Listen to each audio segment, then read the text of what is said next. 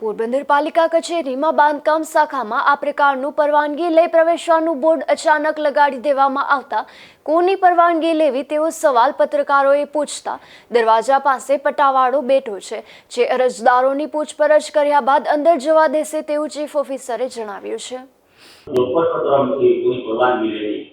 ત્યાં અમારે દરવાજા પાસે જ પટાવાળાને બેસાડવામાં આવ્યો છે। કોઈ પણ અરજદાર હશે, એની અરજી હશે, કોઈ પણ વ્યક્તિ કોઈ રેફરન્સ નહીં જશે તો અંદર પ્રવેશ કરવામાં આવશે। જો આ અંગે ગુજરાત ન્યૂઝ પોરબંદરની અમારી ટીમે તપાસ કરતા બાંધકામ શાખાનો દરવાજો બંધ હતો અને પરવાનગી લેવાનો બોર્ડ પણ યથાવત હતો, પરંતુ દરવાજા પાસે કોઈ પટાવાળો કે અન્ય કોઈ કર્મચારી બેઠો ન હતો।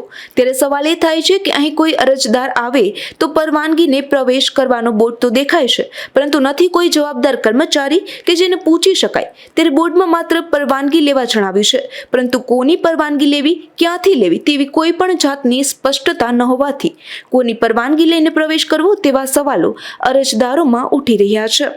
અશોક થાનકી, ગુજરાત ન્યૂઝ, પોરબંદર।